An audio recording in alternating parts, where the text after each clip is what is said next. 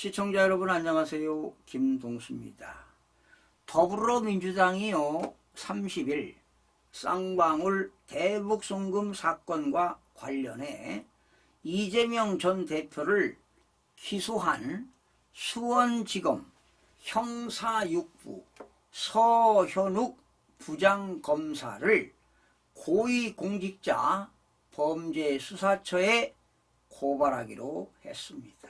참 기가 막히죠. 사유는 이 전 대표가 대북 송금 사실을 보고받았다는 허위 내용을 검찰이 공소장에다가 적시했다는 것입니다. 하지만 기소에 대한 시비는 법원에서 가려질 일이고 이의가 있다면 항소를 통해 사법적 절차로 해결하면 될 일입니다. 그런데 민주당이 이렇게 검찰 수사와 기소 내용이 마음에 들지 않는다며 검사 4명을 탄핵 발의한 데 이어 고발까지 하는 것은 이 전 대표의 방탄을 위한 검찰 길들이기 뿐이라고 보여집니다. 민주당은 이재명 대표를 구하려고 정당한 검찰 활동마저 유린하는 사법질서 파괴 행위를 당장 멈춰야 할 것입니다. 수원지검은 지난달 10일 대북송금 사건으로 이 전 대표를 3자 뇌물죄와 외국한 거래법 위반 등 혐의로 불구속 기소했습니다. 검찰은 이 전 대표가 이화영 전 경기도 부지사와 공모해 김성태 전 쌍방울 회장에게 대북 사업 비용을 대납하게 했다고 밝혔습니다. 이 전 대표의 지시와 보고 청취가 있었다는 것입니다. 이에 이 전 대표는 검찰의 창작 수준이 떨어지고 있다며 조롱해왔고 이날 검사 고발로 이어졌습니다.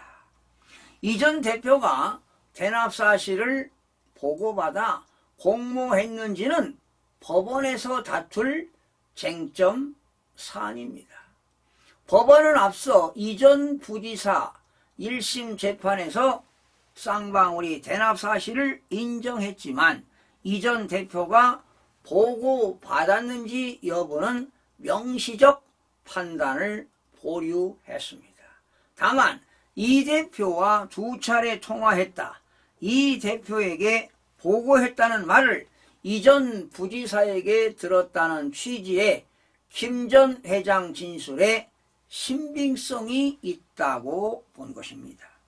검찰이 이 전 대표 기소를 위해 사실관계를 왜곡했다는 민주당 측 주장은 법원에서 증거와 법리로 진위를 가리면 됩니다. 검사를 겁박해 수사활동을 위축시키고 재판의 혼선을 주려 해서는 절대로 안 될 것입니다. 민주당은 이날 공소장 증거는 조작된 허위 진술이라며 이 전 대표를 겨냥한 정치 공작이라고 했습니다. 하지만 정치 공작은 이 전 대표 방탄을 최대 목표로 가진 민주당이 하고 있는 것입니다. 민주당은 검찰 겁박을 멈추고 이 전 대표는 재판에 적극적으로 임하는 것이 먼저라고 보여집니다. 여러분들은 어떻게 생각하십니까? 당연한 얘기 아니겠습니까? 시청해 주신 여러분 고맙습니다.